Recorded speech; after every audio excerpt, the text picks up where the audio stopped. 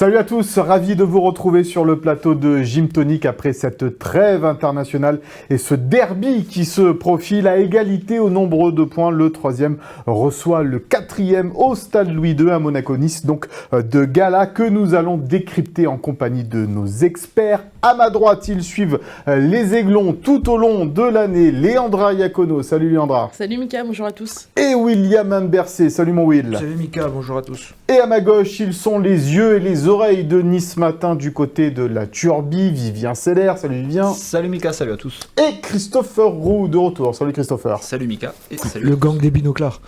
Ah, et ça commence fort, sa chambre d'entrée sur le plateau. Allez, au sommaire de ce Gymto, nous ferons un bilan de cette trêve, donc avec des Niçois plutôt en réussite avec leur sélection. Nous évoquerons aussi les propos hallucinants de Jim Ratcliffe dans la presse anglaise concernant son ennui en voyant jouer l'équipe dont il est le propriétaire. Et puis dans la deuxième partie de cette émission, nous consacrerons bien sûr une large part au derby avec un focus sur Sofiane Diop. Vous entendrez également les acteurs de cette rencontre. Monaco est-il favori? Ce sera le pour-contre de la semaine. Et enfin, dans le Souviens-toi, Vivien nous parlera de Yezo Amalfi, premier joueur à avoir porté les deux maillots, celui de Nice bien sûr, et de Monaco. Mais on démarre ce Gymto avec cette information toute fraîche de la conférence de presse de Francaise. Tout à l'heure, c'était aux alentours de 14h30. Will, le coach niçois, sera encore là l'an prochain. Confirme ce qu'on a dit depuis longtemps, non? Bah oui. Voilà. Donc ça faisait un petit moment même lui le fait transpirer dans ses confs. Il laisse toujours penser il a toujours réfuté l'idée qu'il allait partir. La petite surprise du jour, c'est qu'en fait, on a compris que c'était une com orientée. C'est le coach qui avait envie de clamer aujourd'hui, avant le derby, qu'il serait là la saison prochaine. La question lui a été posée pas par un journaliste, mais par quelqu'un du club. Donc ça montre que c'était préparé, mais c'est sûr que ça amène de la sérénité autour du club. À quelques jours du derby et à 8 matchs de la fin, c'est une très bonne chose, mais c'est pas une grande surprise. Pas une grande surprise, mais on va l'écouter quand même. Francaise, donc, il confirme qu'il sera l'entraîneur de l'OGC Nice pour la saison 2025-2026. Qu'on termine deuxième ou qu'on termine huitième, volontairement, je serai l'entraîneur de Nice la saison prochaine. Voilà, ça les choses sont claires. Si je prenais pas de plaisir, je ne viendrais pas de vous dire ce que je viens de vous dire à l'instant. Donc non seulement je prends du plaisir, alors avec mes joueurs, mais je prends du plaisir dans le club. Si je prends cette décision-là aujourd'hui, et que je ne l'ai pas prise d'aujourd'hui, mais j'en remets une pièce aussi dans le jukebox aujourd'hui, ça permet de clarifier la situation déjà. Et puis c'est parce que je prends du plaisir avec mes joueurs, je prends du plaisir au club, je prends du plaisir avec ma direction, et je sens qu'on va encore avancer. Voilà. C'est bien pour ça que je vous dis que je serai entraîneur de Nice la saison prochaine. Voilà donc la mise au point de Francaise. Leandra, pas une surprise, mais c'est toujours mieux en le disant. Ah ouais, ça fait plaisir parce que voilà, c'est vrai qu'il l'avait... En fait, il le laissait entendre, mais il l'avait jamais dit clairement. Là, c'était limpide. Ça va permettre, comme l'a dit Will, de mettre de la sérénité, de préparer la saison prochaine. Parce que voilà, 8 journées de la fin, on sait qu'il y a un petit peu le travail des agents qui commence aussi. Il y a pas mal de choses qui se mettent en place. Et en fait, on a un mot qui manquait à l'OGC ces derniers temps, c'est la stabilité. Et stabilité, là, on va l'avoir pour la saison prochaine et ça fait du bien. Alors, messieurs, nous, du côté de l'AS Monaco, enfin, vous, du côté de l'AS Monaco, avec 8 heures, a été prolongé au mois de janvier. Depuis, les résultats, ils n'étaient pas terribles non plus pour le coach de cette équipe de l'AS Monaco. Mais concernant Francaise, on peut reconnaître le travail bien fait aujourd'hui par l'entraîneur niçois. Et puis, ça met fin à tous ces petits articles comme ça qu'il envoyait du côté de Rennes. Oui, forcément. De toute façon, quand tu as un bon coach, c'est forcément une bonne chose de le garder, d'autant plus qu'il a assez rapidement pris ses marques, que ce soit au niveau des résultats, avec cette première saison où il y a eu une cascade de blessés, où il a réussi à vraiment tenir des très bons résultats pour être à l'affût et finalement remonter d'un cran en seconde partie de saison. Et puis il avait déjà fait ses preuves avant. Je trouve que il dégage l'image d'être quelqu'un de bien déjà. Je pense que c'est ça la base. Ces joueurs doivent le ressentir, les supporters aussi. Et vu la saison qu'il fait, c'est évidemment une bonne chose qu'il puisse rester l'année prochaine. Maintenant qu'il a annoncé ça, Christopher, et je te donne la parole tout de suite, faudrait peut-être même le prolonger, non? Qu'est-ce que t'en penses? Oui, après il y a le temps, je pense qu'il faut faire les choses de manière intelligemment, dans le bon timing. On l'a vu à Monaco, la prolongation du turn, c'est pas forcément fait dans le bon timing. Laissons peut-être la saison se terminer, il y aura le temps de le prolonger peut-être en début de saison prochaine, si les objectifs sont atteints, si tout se passe bien pour Nice. ça peut être peut-être le meilleur timing. Et justement, même pour le mercato, je trouve que annoncer tout de suite Franck Hez reste à Nice pour des joueurs, ça peut être intéressant. C'est un entraîneur aujourd'hui qui est assez bien vu. Et forcément, des joueurs ont envie de travailler avec ce coach-là. Donc je pense que c'est important aussi pour ça. Et puis il annonce, Will, à un moment où on sait qu'à peu près Rennes va se maintenir aussi, et que Habib Beye a une clause dans son contrat qui dit qu'il sera automatiquement. On s'en fout de Rennes en fait, franchement. On s'en fout de Rennes. Ce qu'il faut regarder, c'est qu'il a trouvé à Nice quelque chose qui lui donne envie de rester, et surtout il se projetait ces dernières semaines, on l'avait dit, c'est qu'il cherchait, il est en contact avec le futur directeur de la performance qui succédera à Laurent Bessière. Donc c'est un secret de polichinelle, c'est le préparateur actuel, le responsable de Lens, et donc s'il est en négociation avec lui pour le faire venir, c'était forcément qu'il allait rester, parce qu'il fait pas venir quelqu'un pour s'en aller, c'était pas le personnage. Franck Hez n'est pas comme ça. Donc le dire, ça appuie un peu plus cette position, c'est sûr. Bon, voilà ce qu'on pouvait dire donc sur cette, c'est la fin des rumeurs de départ de Franck Hez d'ici la fin de saison. Après en football, il peut toujours se passer des choses.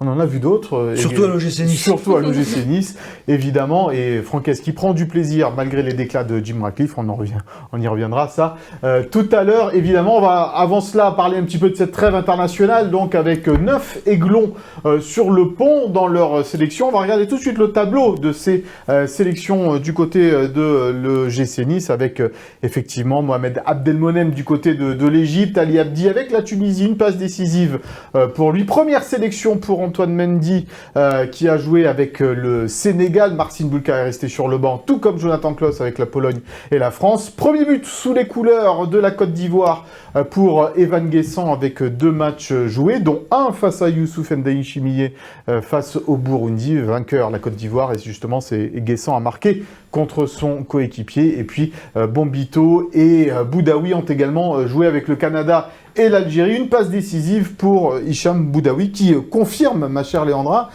qu'il est plutôt en forme en ce moment. Oui, Hicham Boudaoui en forme. Je sais qu'en Algérie, il a vraiment une bonne cote. Le sélectionneur l'apprécie beaucoup pour les qualités qu'on lui connaît. Et puis on voit qu'il est capable d'enchaîner aussi les matchs, donc ça c'est hyper important. Je suis un peu plus inquiète, en tout cas ça m'embête pour Marcin Bulka, parce que depuis le début de la saison, à chaque fois c'était un match joué par Skorupski, son concurrent, et un match par Marcin. Et là, pour le coup, il est resté 2 matchs sur le banc, donc on voit qu'il y a la hiérarchie qui est en train de s'établir et qu'il n'est pas en train de gagner des points. Il faut dire que le dernier match qu'il avait joué contre le Portugal, où il avait pris 4 ou 5, je crois, dont une palenka de Cristiano Ronaldo, n'avait pas arrangé les affaires de notre ami Marcin Bulka. On regrette évidemment qu'il n'ait pas pris la place dans les buts de la Pologne, avec donc des résultats plutôt favorables aux sélectionnés niçois, Will. Ouais, ils ont tous plutôt joué, gagné surtout, c'est ce que nous disait Ali Abdi dans l'interview diffusée ce jour. Ils ont pris de la confiance, tous les internationaux qui sont partis, ça a été que des moments plutôt de joie. Pour Hicham Boudaoui, je veux juste rajouter que heureusement que ses entraîneurs lui font confiance, parce que quand je vois les supporters, les critiques sur Hicham Boudaoui, ouvrez les yeux, messieurs, ouvrez les yeux. Messieurs, dames, ouais, ouvrez les yeux, parce que Hicham Boudaoui, c'est un indispensable à l'OGC Nice, et toutes les critiques que je vois à ce moment, c'est aberrant. Donc, un joueur exceptionnel qui continue, qui n'était pas titulaire en équipe d'Algérie ces derniers temps, et qui l'est aujourd'hui, preuve encore d'une continuité, d'une montée en puissance de ce garçon. Donc, je répète, messieurs, dames, les supporters de l'OGC Nice, ouvrez les yeux, et savourez le plaisir d'avoir Hicham Boudaoui dans votre équipe. Voilà, le message de Will est passé concernant Hicham Boudaoui. On va écouter Franck Hez, évidemment, qui va nous parler de comment il a géré cette trêve internationale, ces 15 jours sans jouer. Il est devant la caméra de Philippe Bertini. Eh ben, c'est bien passé. Parce qu'on a il y a eu une petite coupure d'abord. Même les internationaux, la plupart ont pu avoir un petit week-end puisqu'on jouait vendredi. Et après, on s'est mis à retravailler très sérieusement dès le mercredi. Avec un groupe forcément un peu moins important, avec quelques jeunes du groupe élite avec nous. Et puis au fur et à mesure, on a retrouvé du monde. Et puis on a une bonne semaine d'entraînement jusqu'à maintenant. Donc, et avec, alors même si on n'a pas eu tout le monde en même temps aux entraînements, mais pour la première fois de la saison, et j'ai pas de jour à l'infirmerie. Donc tout le monde est opérationnel. Voilà, c'est vrai que j'ai le sourire. pas en course. Il va sauter. Voilà donc pour Francaise, cette trêve internationale qui s'est bien passée, tellement bien passée, Léandra, que Terem Moffi n'a pas joué ce petit fameux match qu'il devait jouer pendant cette trêve. Et il s'est très bien entraîné avec les pros. Et lui, comme Morgan Sanson, postule à être dans le groupe de samedi pour ce match à Monaco. Oui, il avait le sourire, hein, le coach là, parce que voilà, l'infirmerie vide pour la première fois de la saison. Morgan Sanson, Terem Moffi, deux renforts de choix. Je pense que Morgan est encore un petit peu plus en avance que Terem dans sa reprise. Mais c'est vrai que ça va apporter de nouvelles solutions. Et Terem Moffi, oui, mais je pense au milieu de terrain, ça va vraiment faire du bien parce que avec Tanguy Ndombele, qui pour le coup est la mauvaise nouvelle parce que il est surtout incertain et en plus il est loin du niveau des derniers mois, le coach l'a dit. Morgan Sanson va faire du bien parce que voilà, Santa Maria, Boudaoui, deux seules options, c'est pas suffisant. Pour Terem Moffi, Will, c'est évidemment une très bonne nouvelle que l'on attendait depuis longtemps. Évidemment, il n'a pas joué cette saison encore, tout comme Morgan Sanson d'ailleurs, mais ça fait une force offensive supplémentaire pour Nice qui est, on va dire, bon à prendre quand on voit la difficulté qu'ont eu les Niçois à marquer ce deuxième but face à Auxerre. On parlera très peu de ce match aujourd'hui, mais on en parlera quand même, où les Aiglons se sont fait rejoindre en toute fin de match. Ils n'ont pas su marquer ce deuxième but. Voilà, l'apport d'un Terem Moffi sur les dernières journées de championnat, 1, 2 buts, 3 buts peut-être en sortant de banc, ça peut faire un bien fou à cette équipe. Ouais, il faudra lui laisser le temps quand même, parce que c'est 6 mois sans jouer, revenir d'une blessure des croisés, reprendre des sensations, ça va demander du temps. Une chose est sûre, désolé pour Youssoupha Moukoko, mais c'est sûr qu'il vaut mieux avoir un Terem Moffi sur le banc qu'un Youssoupha Moukoko pour finir la saison. On sait qu'un Terem Moffi, comme tu le dis, ne serait-ce que 2 buts sur les 8 derniers matchs, ça pourrait être 2 buts pour l'Europe. Donc oui, c'est une bonne nouvelle en sortie de banc. Et juste avant le derby, puisqu'on sait que le Stade Louis II, c'est un peu son jardin. Il était auteur d'un doublé il y a de cela 2 saisons du côté de Monaco. Alors justement, à la Turbie, il n'y avait pas grand monde pendant ces 15 jours, messieurs, avec que ce soit des joueurs internationaux en équipe A, que ce soit chez les jeunes. Combien en tout de... 25 au total avec les jeunes, et puis une dizaine rien que sur vraiment les éléments importants du groupe pro, ou les jeunes qui jouent le plus dans le groupe pro. Avec de longs voyages pour certains, en particulier Vanderson et Minamino. Exactement, mais avec 2 garçons qui n'ont pas joué, qui n'ont joué qu'un seul match sur les 2 de leur sélection, et le premier à chaque fois. Donc ok, il y a eu le voyage, mais ils ont aussi eu un moment où ils n'ont pas joué, où ils se sont simplement entraînés, donc il faut quand même digérer le voyage encore une fois, mais c'est pas comme s'ils avaient joué 2 matchs pendant 90 minutes. Et les nouvelles ont plutôt été bonnes. Ok, le Brésil a perdu 4-1 contre l'Argentine, mais Vanderson a joué le premier match que le Brésil a remporté face à la Colombie, donc pour lui, dans cette optique de jouer, de s'installer en sélection, c'est plutôt positif, ce rassemblement, même s'il n'a pas joué le gros match contre l'Argentine. Et Minamino s'est qualifié avec sa sélection aussi pour la Coupe du Monde. C'est le premier pays non organisateur de l'événement à se qualifier. Donc là aussi, il y a beaucoup de positifs pour lui.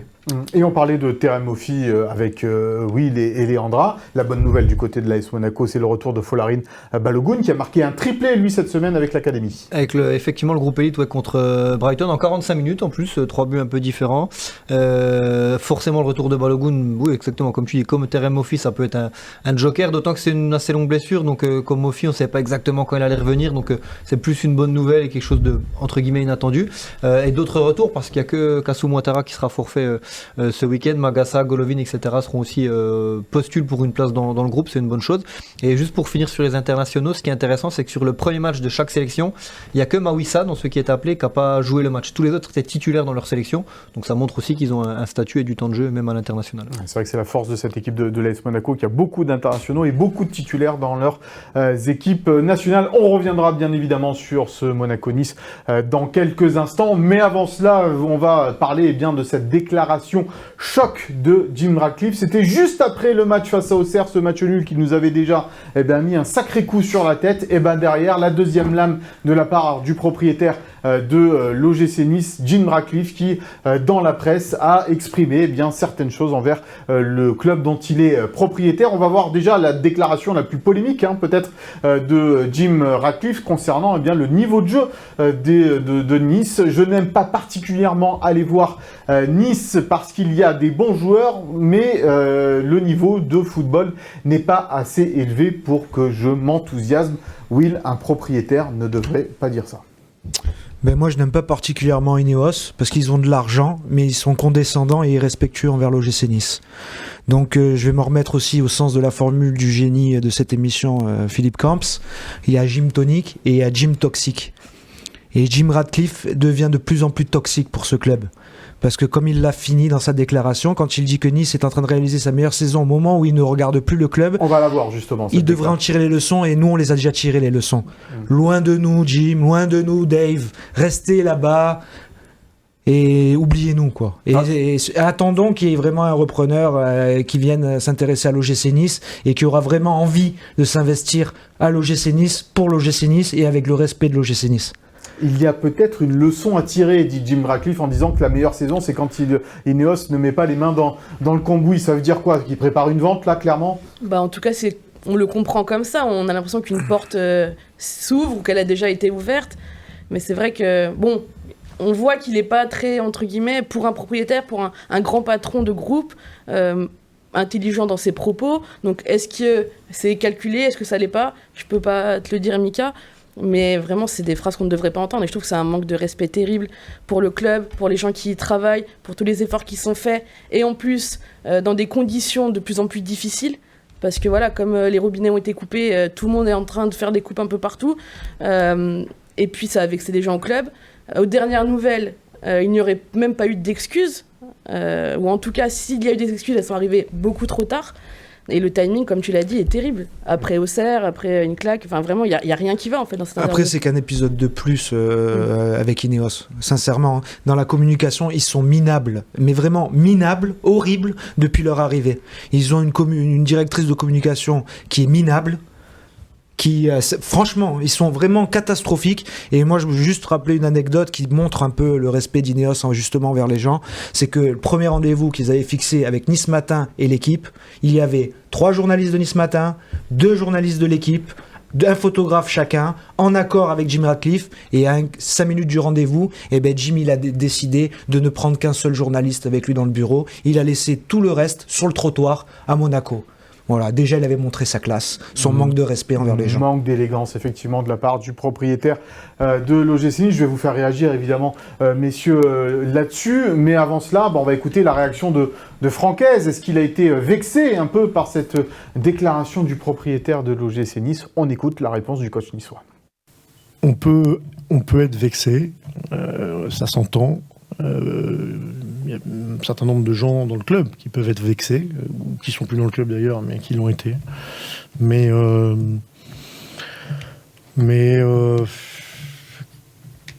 est-ce que ça vaut le coup de rester vexé longtemps?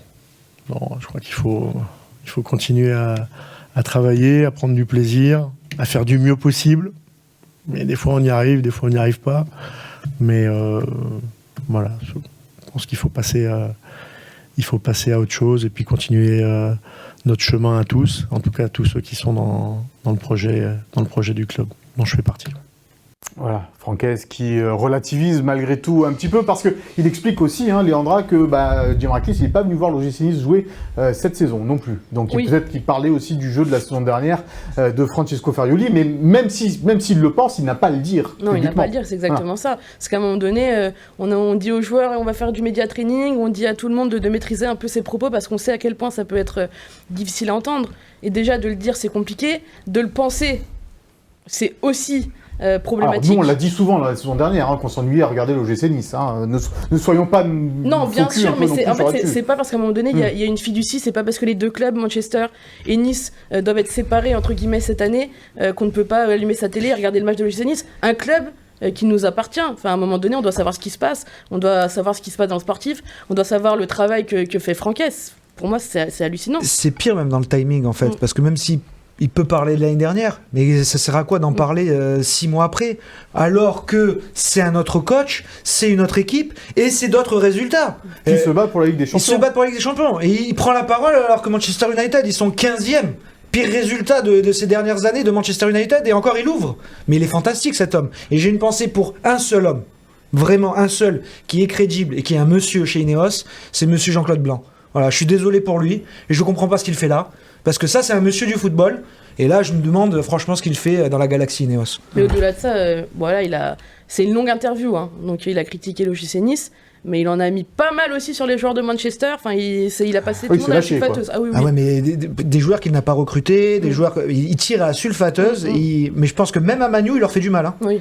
L'entraîneur, le coach de Manu, ils doivent être dégoûtés aussi. Hein. Bon, du côté de l'AS Monaco, on n'a pas ces problèmes-là. Dimitri Ribolovlev, qui est plutôt quelqu'un de réservé, qui donne pas beaucoup d'interviews non plus. La dernière fois qu'il s'est exprimé, quasiment, Dimitri Ribolovlev, c'était pour dire que le club était en vente. Bon, bah, depuis, il n'y a rien qui s'est passé.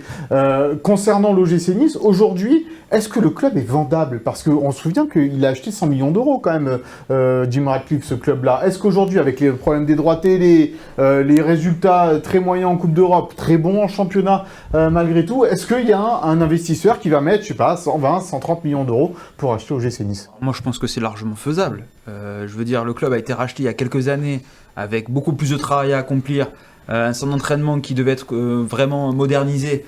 Là, on a un club qui est quand même sain. On a un club qui va peut-être jouer une Coupe d'Europe et la Ligue des Champions la saison prochaine. S'il n'y a pas quelqu'un qui a envie à un moment, si ça doit se faire dans les prochains mois encore une fois, envie d'acheter le club, moi je comprends plus rien.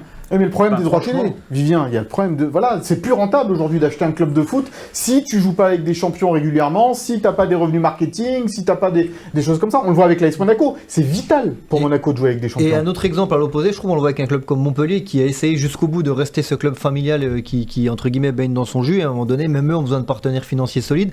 Là où c'est difficile peut-être de le vendre, c'est que ces déclarations, elles jettent un flou. On sait pas vraiment ce qu'il compte faire, s'il a envie de vendre, s'il veut le garder un peu comme un jouet, mais on sait pas trop dans quel but. Malheureusement, en fait, ces déclats, elles sont désolantes, mais elles m'étonnent qu'à moitié dans le sens où le foot va de plus en plus vers ça, vers ces multipropriétés, vers des personnes comme ça qui ont les moyens, et puis qui prennent un club comme un jouet, qui respectent pas forcément plus Manchester United d'ailleurs. Donc c'est un peu le problème qui peut aussi se poser à Strasbourg. Mais comme le dit Christopher, je pense qu'il y a des arguments plutôt une belle vitrine avec le GC Nice, centre d'entraînement, stade, coach stable, ça donne quand même envie, je pense. Et modèle vertueux aussi, parce qu'ils ont tout fait justement pour aller vers ça, en recrutant moins, en recrutant plus intelligemment aussi, en dépensant moins. Donc ça fait quelques mois, voire plus d'un an déjà, que le club, je pense, se prépare aussi à ça. Et je pense aussi au président River qui voudra pas forcément que, encore une fois, ce soit n'importe qui arrive. Je pense que heureusement qu'il est là, et c'est vraiment un garde-fou. Enfin, j'ose espérer, je le vois un peu comme ça. Peut-être que je me trompe, mais j'ai envie d'y croire. Moi, je pense que le GC Nice est à la croisée des chemins. Aujourd'hui, la valorisation, elle est pas à 100, mais elle est plus à 200. Ah, carrément. Toi, tu penses que la valeur du club a doublé? Pas moi qui pense, c'est les interlocuteurs. Ouais. Par rapport à parce que c'est Ineos qui a mis 100. Mais ce qui a été fait derrière, la masse salariale aujourd'hui n'est plus la même non plus. Il y a beaucoup plus d'actifs. Il y a des infrastructures supplémentaires aussi. Donc, on m'a dit le double de ce qu'avait acheté Ineos. Ce qui n'est pas non plus une folie. Mais qui peut mettre 200 millions d'euros? Eh bien, attends, quand je vois aujourd'hui le football, Vivien a raison, ça va dans le sens de la multipropriété, du jouet des plus riches qui s'amusent et qui prennent un football manager en réel. Mais il y a aussi des clubs qui ont le droit de bien travailler. Je pense à des galaxies comme Red Bull qui ont toujours bien travaillé, même dans une époque où il y a de l'argent. Et ça peut être, sans parler de galaxies, ça peut être quelqu'un qui aime le foot. Et il ne faut pas oublier que l'OGC Nice, aujourd'hui, c'est Nice, d'abord, c'est la Côte d'Azur, c'est toujours une marque, c'est toujours un lieu où on a envie d'investir, c'est une certitude. Et deuxièmement, l'OGC Nice travaille depuis, comme le dit Leandra, quelques mois, bien dans un sens d'épurer, de se stabiliser financièrement. Et là, cette saison, elle peut être une bascule incroyable. Parce que si l'OGC Nice va en Ligue des Champions, alors là, les perspectives, elles pourraient être magnifiques pour l'OGC Nice. Parce que c'est simple, on l'a vu, les chiffres ont été livrés il n'y a pas longtemps. 25 millions de déficit pour la saison. C'est épongé avec les 40 de Todibo. Déjà. Donc ils ont déjà la certitude, à la fin de l'année, que la dette sera épongée grâce à ce transfert. Et il le reste, et Guessant qui est à vendre, et les autres. Et donc l'OGC Nice, avec l'argent, s'ils étaient qualifiés en Ligue des Champions, les perspectives pourraient être vraiment, vraiment très bonnes. Et intéresser forcément quelqu'un qui aime le foot et qui a envie d'investir dans un club qui irait régulièrement en Ligue des Champions. Oui, mais là, je reviens à l'AS Monaco. Quand Dimitri Ribolovlev annonce qu'il veut vendre l'AS Monaco, il n'y a pas grand monde qui se bouscule au portillon non plus. C'est pas le même prix. Et c'est pas le même. Prix. C'est pas le même contexte. Il y a un palais. Oui, mais là, tu parlais de marque. Non, il y a un palais. C'est la principauté. Oui, voilà, c'est encore au-dessus, pour moi, Monaco, en termes de marque. Oui, mais donc, je pense que la différence, elle est là. C'est qu'aujourd'hui, il y a un palais qui ne veut pas vendre n'importe qui non plus. Et là, Et là, il faut arriver avec tu me parlais de Jean-Pierre River qui veut pas vivre dans n'importe qui non oui, plus. mais avec tout le respect que j'ai pour Jean-Pierre River, on parle quand même d'un état, d'une image, c'est autre chose. Rien que Ribot, il a galéré pour acheter Ribolovlev. Il l'a acheté pour €1 symbolique. Ouais, mais il a galéré pour négociation avec le Palais, pour que le Palais accepte que ce soit lui. Et aujourd'hui, il vend et il n'est pas censé prendre de l'argent sur la vente. Il valorise à combien là, l'AS Monaco aujourd'hui? 500 millions d'euros C'est ce qu'il disait à l'époque, c'est difficile de savoir parce qu'il n'y a pas de revenus non plus billetterie, il y a une marge de manœuvre qui est difficile. Il y a beaucoup de partenariats, on reçoit beaucoup de communiqués du club sur des partenariats signés avec des marques, etc. Même le sponsoring maillot à Monaco vaut beaucoup moins cher qu'à une époque. Le sponsor maillot, contrairement à d'autres clubs comme Marseille ou autres, se vend plus difficilement qu'avant. Question merchandising aussi, bien sûr, en tous les cas, on suivra ça évidemment attentivement, mais on estime quand même ici que c'est un sacré but contre son camp qu'il a marqué là. Jim Ratcliffe envers l'OGC Nice. On file vers l'indiscret.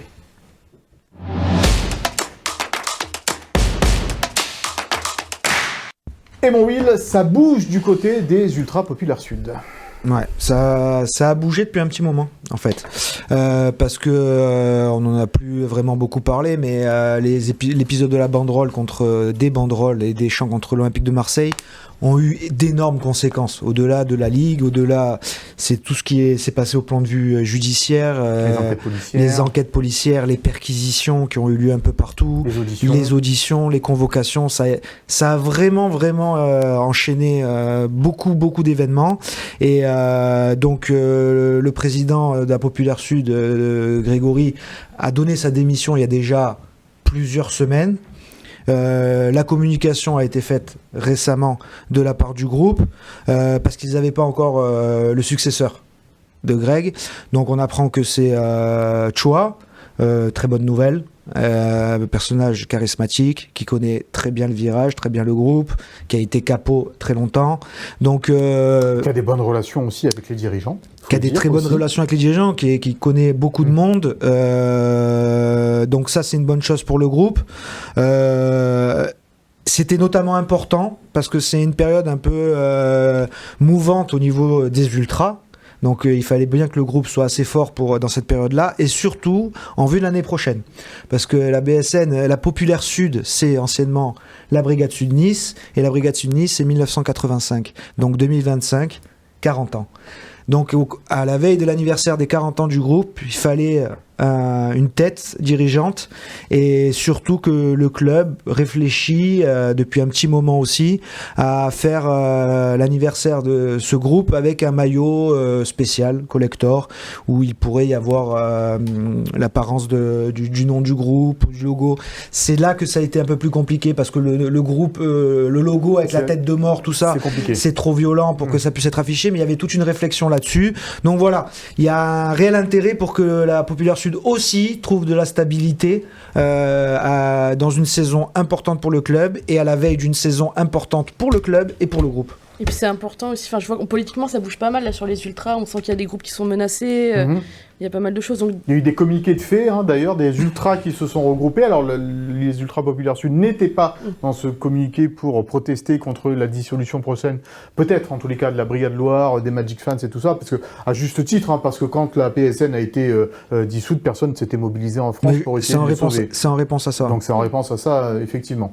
Je te laisse terminer. Mais voilà, justement, d'avoir un groupe, comme l'a dit Will, soudé, avec une ligne directrice, et puis des événements à fêter la saison prochaine, et des bonnes relations avec les dirigeants pour qu'on sente une unité, c'est important. Et on précise qu'on a essayé de contacter, évidemment, que ce soit Grégory, que ce soit Choua. Bon, ils n'ont pas voulu répondre à nos interrogations, mais voilà les petits indiscrets que l'on a autour de ces changements à la tête de la Populaire Sud. Allez, on va se pencher sur ce derby encore plus profondément, un derby qui vaut cher, évidemment, entre Monaco et Nice. Pourquoi il vaut cher? Regardez le tableau du classement de cette Ligue 1, donc à 8 journées de la fin, avec Monaco et Nice qui sont au coude à coude, égalité de points, quasiment égalité aussi à la différence de but. Même différence de but, oui, bien sûr, même différence de but. Plus de buts marqués. Ça se joue au nombre de buts marqués, effectivement, en faveur de l'AS Monaco. Et attention, parce que derrière, ça revient fort avec ce match nul des Aiglons, ce mauvais match nul des Aiglons face à Auxerre, Lyon qui revient dans la course, Lille qui est toujours là,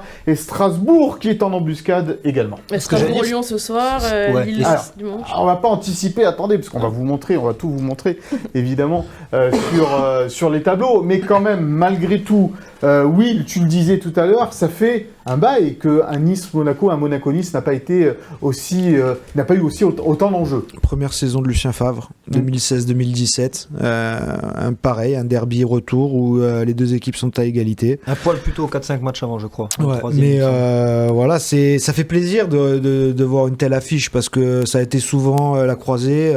Quand Monaco allait très bien, Nice jouait pour le maintien. Quand Nice était en haut, Monaco vivait des saisons plus compliquées. Ça fait plaisir de voir deux équipes du Sud à ce niveau-là, lutter pour le podium. J'ai envie de dire, quand la France du foot va pas très bien, entre les droits télé, les dirigeants là, qui se font la guéguerre, la Ligue et tout, voir le football du Sud qui se porte bien, ça fait plaisir. Donc au moins il y aura du football en fête ce week-end sur la Côte d'Azur. Alors attention à pas être non plus les deux dindons de la farce, parce que là on va regarder effectivement les confrontations de ce week-end avec donc ce fameux Strasbourg-Lyon, gare à Lyon, parce qu'en cas de victoire à Strasbourg, eh bien les Lyonnais prendraient cette 3e place au classement. Reims qui accueille l'Olympique de Marseille, Reims qui a évidemment besoin de points pour se maintenir face à des Marseillais 2e, Saint-Etienne, PSG, on n'en parle quasiment plus. Le PSG peut être champion d'ailleurs dès ce week-end en cas de résultat nul entre Nice et Monaco et d'autres conditions. Et la défaite de Marseille, effectivement. Et puis Lille qui reçoit Lens, un autre derby, celui du Schnorr cette fois, qui aura lieu lui dimanche soir. C'est une journée qui vaut cher, cette journée de Ligue 1, mon cher Vivien. Exactement, et la stat que donnait Will sur la dernière année où Nice-Monaco se sont affrontés en étant ex-aequo prouve un peu les clichés, les poncifs qui reviennent souvent, c'est-à-dire ce sera un tournoi ou pas, il reste beaucoup de matchs derrière. Elle image assez bien ça, parce qu'à ce moment-là ils s'affrontent, ils sont à égalité, et derrière Monaco s'envole exactement, est champion. Donc oui, ces matchs peuvent être une bascule, mais quand il reste, là il en restait un peu plus cette saison en l'occurrence. Monaco, j'y pense, reçoit encore Marseille, reçoit encore Lyon et Strasbourg, si je dis pas de bêtises, donc c'est encore très long, mais déjà psychologiquement dans ce sprint final où Lyon peut passer devant avant que le derby se joue, tu prends forcément un avantage assez conséquent. Christopher, malheur aux vaincus dans ce derby? Oui, après, moi je m'attends peut-être à un match un peu plus fermé. Ok, on a deux équipes joueuses, mais je pense que ça peut beaucoup calculer. Parce que les deux équipes se disent, et bon, forcément, après c'est des discours de conférence de presse, mais je pense que c'est pour le cas des deux côtés peut-être vrai. Je pense qu'on va avoir peur de perdre justement des points, et peut-être qu'on va peut-être un peu trop cogiter, réfléchir. Donc je me dis, pourquoi pas peut-être un 0-0, tiens. Grosse cote peut-être. Un match, il n'y a pas eu de 0-0 sur les 30 derniers matchs officiels entre les deux équipes. Pourquoi pas un 0-0? Moi, je vois pas Francaise demander à son équipe de réfléchir. Non, c'est pas une équipe qui calcule. Non, mais retour de trêve, un peu peut-être de fatigue physique. Ouais, mais c'est deux équipes qui performent en retour de trêve. C'est celui-là de paramètre, moi, qui m'inquiète un peu. Le retour de trêve. Je me souviens d'un Monaco-Lille de retour de trêve horrible. Oui, horrible. Mais c'était Lille qui avait refusé le jeu quand même, surtout. Oui. Mais Monaco n'arrivait pas à mettre l'intensité non plus. Et si on a une équipe de Nice qui est un peu attentiste, qui est intelligente, qui cherche justement à jouer les transitions, un Monaco qui a du mal à faire du jeu face à un bloc bas, qui trouve pas les décalages, peut-être qu'on peut arriver à ce schéma-là. Peut-être que je me trompe, mais peut-être que c'est possible. J'allais dire, il y a un pronostic inverse, on va pas tout vous dévoiler, mais dans un sujet qui a été préparé, qui paraîtra demain, où Guy Lacombe, ancien entraîneur de Monaco, voit un match beaucoup plus ouvert. On va pas tout vous dire, mais lui il voit quelque chose de très débridé, parce qu'il aime bien le style des deux coachs, des deux équipes, et il s'attend justement à quelque chose de plus ouvert. À voir. Bon, après le passage de Guy Lacombe à Monaco a été un peu compliqué. Mais il a fait ses preuves à d'autres moments dans sa carrière. C'est pas faux. Sur d'autres bancs. C'est pas faux, effectivement. On va écouter Francaise, d'entraîneur de l'OGC, ce qu'il pense de cette équipe de l'AS Monaco. Faut être vigilant sur tous les aspects. C'est d'abord parce que c'est une équipe qui a aussi retrouvé, je trouve, beaucoup de dynamisme sur les dernières semaines.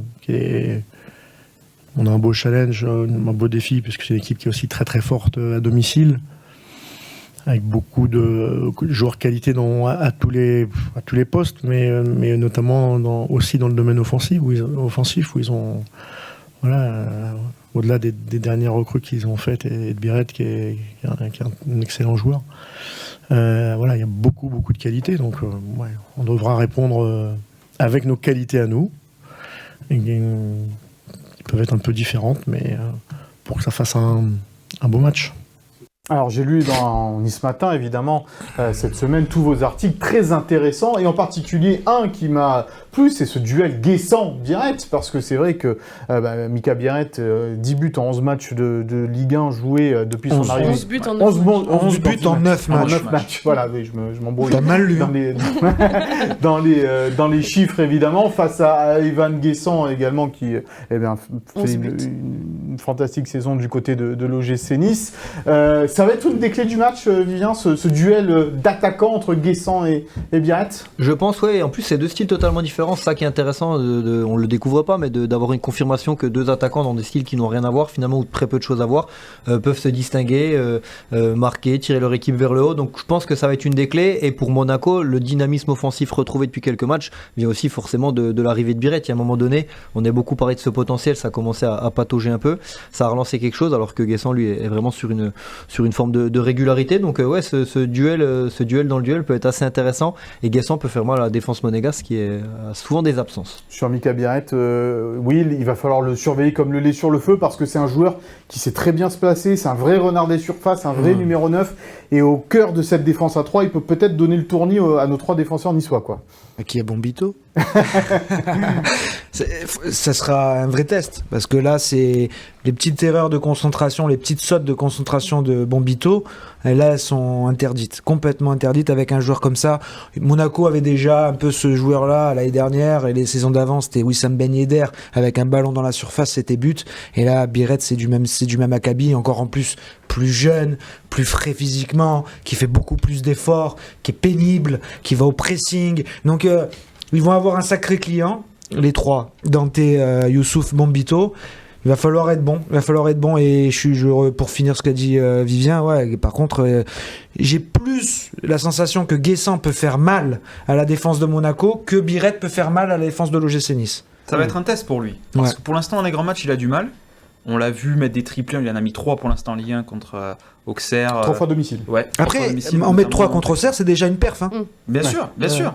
Non. Faut pas. Mais en Ligue des Champions, mais on attend c'est vrai qu'il était moins visible. De le voir dans les grands matchs où peut-être il y a moins d'espace. Il y a eu des passes D quand même en Ligue des Champions, contre Benfica, retour, il fait une passe D. Non, mais c'est Brel Mbolo plutôt, ça, c'est non contre Reims. Reims, oui, pardon. Après, c'est en championnat à Lille où il en fait une autre aussi. Voilà. La petite talonnade. Et à Toulouse aussi, il fait une autre passe D. Ouais. Mais et puis c'est pas des passes D de Plouc.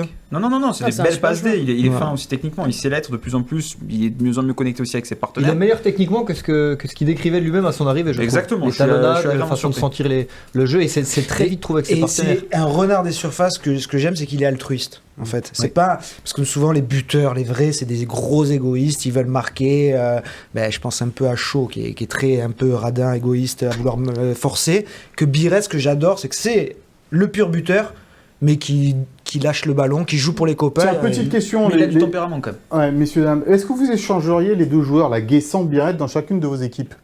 Alors vos équipes entre guillemets, celles que vous suivez évidemment. Moi j'adore la puissance de Guessant. Est-ce que dans le collectif de AS Monaco, Guessant serait utile, tiens, par exemple? Ouais, sur le côté capable de pouvoir éliminer, percuter. Je trouve que des fois c'est ce qui manque un peu dans ce Monaco. Un joueur capable. Un Kliouche quand même. Un Kliouche là, mais de l'autre côté. Il y a moins de puissance. C'est un peu plus difficile. Guessant, moi je me rappelle un contact contre Tagliafico sur le dernier Nice-Lyon. Tagliafico il bouge, mais Guessant il bouge pas. Il arrive lancer Tagliafico, il lui rentre dedans. Guessant il ne bouge pas. Je suis assez impressionné par ça. Je trouve que quand même dans le jeu collectif de Monaco et de l'OGC Nice, ils sont chacun à leur place. Oui. J'ai du mal quand même à inverser. Moi je pense qu'un Biarrette à Nice, c'est une autre équipe, c'est un autre coach, c'est un autre jeu. Et j'ai envie de penser à Dolberg à Nice. À quel point des fois il s'ennuie, Dolberg, de pas avoir de ballon dans la surface, ici et ça.